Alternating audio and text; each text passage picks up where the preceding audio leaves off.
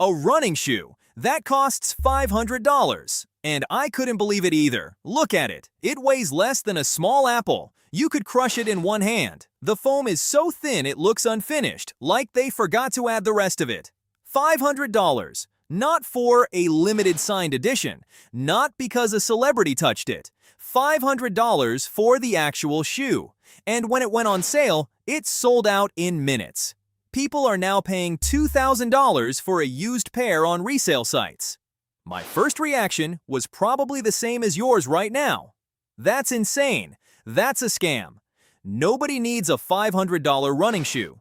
But the more I dug into why this shoe costs what it costs, the more I realized that almost everything I assumed about it, everything most people assume about shoes in general, was completely backwards. So, I'm going to take you through 7 levels. 7 things that everyone gets wrong about this shoe. And by the end, you'll understand exactly why it costs $500, why it's genuinely worth it to a tiny group of people, and why you almost certainly should not buy it. Let's start with the most obvious assumption of all. Level 1. The assumption: a $500 shoe is a ripoff. It's just a logo and a markup. When something costs 5 times more than normal, your brain screams marketing. And honestly, with most products, your brain is right. But this is where it gets weird. Adidas barely makes money on this shoe. It's built in tiny batches with materials that are expensive and hard to work with, and a lot of it is done by hand. The first run was so limited that it sold out almost instantly. And then, something happened that you don't see with a ripoff. The resale price didn't crash. It exploded. Pairs that cost $500 started selling for $2,000. Think about what that tells you.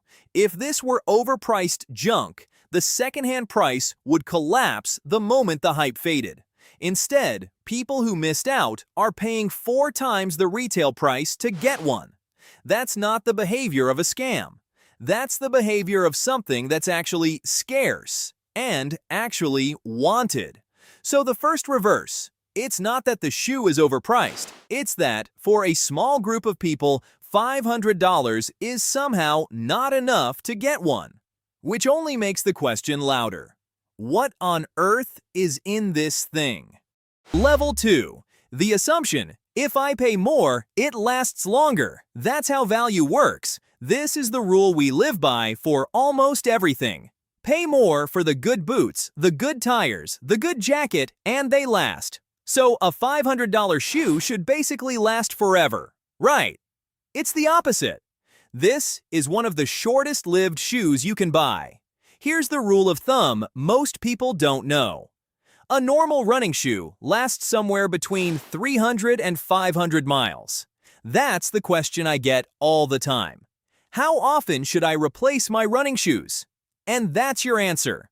Around 300 to 500 miles, or when the cushioning stops bouncing back. This $500 shoe?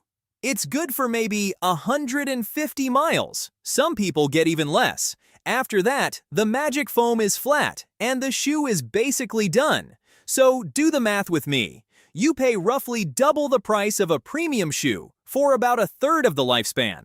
On paper, that's a terrible deal. It breaks every rule we have about money and value. And that's exactly where most people would stop and say, see, it is a scam. But it isn't. Because this shoe was never designed to last. It was designed to do one thing for a very short window, better than anything else on Earth. Hold that thought. It's the key to the whole video. Level 3. The assumption: more money means more shoe. The expensive version is the bigger, beefier, more everything version. This is so deep in our heads, we don't even notice it.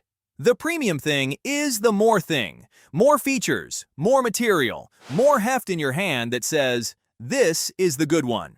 Now pick up this shoe. It's the most expensive running shoe ever made, and it's also the lightest one ever made. It's the first racing shoe in history to weigh under 100 grams. That's lighter than a tennis ball.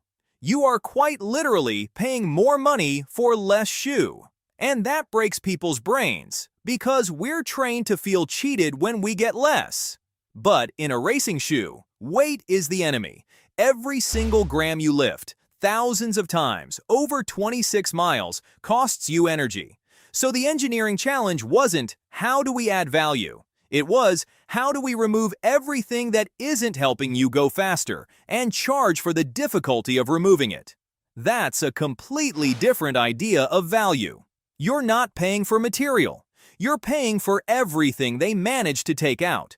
And that leads straight into the biggest misunderstanding of all: what a shoe like this is even for.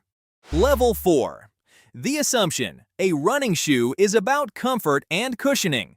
Softer, cushier, comfier is better. For 95% of running, that assumption is correct, and we'll come back to that because it matters for what you should buy. But this shoe isn't really cushioning, it's a machine. Here's the part people genuinely don't understand.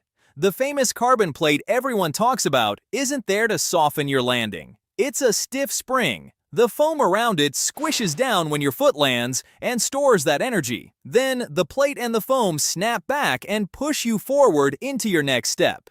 It's not absorbing your energy, it's giving it back. And this is the perfect moment to answer the question half of you are thinking.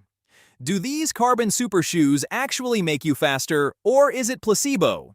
The honest answer is yes, they're real. The research shows somewhere around 1 to 4% better running economy for most people. Over a marathon, that's minutes. So this isn't a comfy slipper with a high price tag. It's the closest thing we have to a legal performance-enhancing device that you wear on your feet.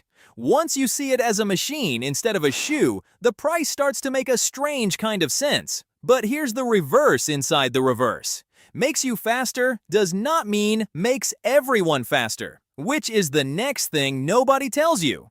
Level 5. The assumption: the best shoe makes everyone faster. If it's the best, it'll work for me too. Best is best. This is the assumption that costs people the most money, so I want to be really clear about it. In studies of these super shoes, roughly 1 in 3 recreational runners got worse. Slower. Their running economy actually dropped while wearing the so-called fastest shoe on the planet. How? The shoe demands something from you. It's tall, it's unstable, it has this aggressive spring that wants you to run a certain way. Fast, with a strong forward roll. If you're an elite runner hitting race pace, the shoe rewards you enormously. If you're running at a relaxed jog, the spring barely activates. The instability fights you, and you can end up working harder for less. So, the fastest shoe in the world can genuinely make you slower. Not because it's bad, because it's not built for the way most of us actually run. This is the moment the video stops being about a weird, expensive object and starts being about you. Because the best one and the best one for me are two completely different questions. And almost every ad you've ever seen is designed to make you forget that. Level 6. The assumption: you should wear your best shoes every day. If I spend big on shoes, I should get my money's worth and wear them all the time. Totally logical. It's also exactly what you're told not to do. Even the people who own this shoe are warned. Save it for race day. Maybe a couple of key workouts. That's it. Because remember, level 2. It only lasts about 150 miles, and that aggressive spring isn't something your legs want to absorb on every easy run. Coaches will tell you that running in carbon super shoes every day can actually raise your injury risk because they change how the load travels through your legs. So picture it. You spend $500 and the correct way to use it is to barely use it. You keep it in the box. You take it out for the one race that matters, and then you put it away. And here's where it loops all the way back to you and your money. The everyday running, the easy miles, the bad weather miles, the just getting started miles, that's what most of us actually do. And for that, you don't need anything close to $500. So let me say it plainly, because this is the practical answer a lot of you came for. For the vast majority of people, a good shoe in the $100 to $140 range is genuinely all you need. You don't need a carbon plate. You don't need to size up because the internet told you to. You need a shoe that fits comfortably the day you try it on, with no breaking in required. Cushioned or minimal? There's no objectively superior answer. It's what feels right for your body. The $500 shoe is not an upgrade of your everyday shoe. It's a different tool for a different job that most people will never need to do. So if it lasts no time, suits almost nobody's daily running, and most people shouldn't buy it, why does it exist at all? That's level 7. And it's the reason any of this is worth talking about. Level 7. The assumption: shoe technology improves in tiny steps, slightly lighter, slightly bouncier, nothing dramatic. And then this shoe helped break a barrier that people genuinely believed was impossible. For as long as anyone had measured it, running a marathon in under 2 hours was considered beyond the limit of the human body. 26.2 miles at a pace most people can't hold for a single mile, for 2 straight hours. Scientists wrote papers arguing it might simply never happen. Then, at the London Marathon, Sebastian Sawy ran the first official sub-2-hour marathon in history. 1 hour, 59 minutes, 30 seconds. On his feet, this shoe. In the same race, another runner broke 2 hours too. The women's world record fell as well. Now, the shoe didn't run the race. The athlete did. Years of brutal training, genetics, willpower. But the shoe was the margin. When you're shaving seconds off a 2-hour effort, a 1 to 4% edge isn't a luxury. It's the difference between history and almost. That's the real reason this thing costs $500. You're not paying for foam and a carbon plate. You're paying to hold the exact piece of equipment that helped cross a line humans were told they'd never cross. It's so effective, in fact, that the sports governing bodies have had to write rules to keep shoes like this from turning races into a technology contest. That's the answer to the question you clicked on. That's what $500 buys.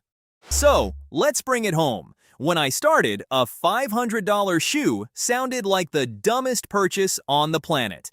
And for almost everyone watching this, including me, it still is. It lasts no time. It suits almost nobody's daily running. It can even make you slower. If you're a normal person who wants to run, a $140 shoe that fits well will do everything you need, and your wallet will thank you. But it's not a scam. It's the opposite. It's one of the few products where the price tag is pointing at something real. A tiny, hand-built, ruthlessly stripped-down machine that exists for one purpose: to help a human do something a human was never supposed to do. So no, you probably shouldn't buy it. But now you know exactly why it costs what it costs, why a few people happily pay it, and why, for them, it might just be the best $500 they ever spent. If this changed how you think about price and value, not just in shoes, hit subscribe, because that's the whole point of this channel. And tell me in the comments, what's the most you'd ever pay for a pair of shoes? I'll read them. I'm out. See you in the next one.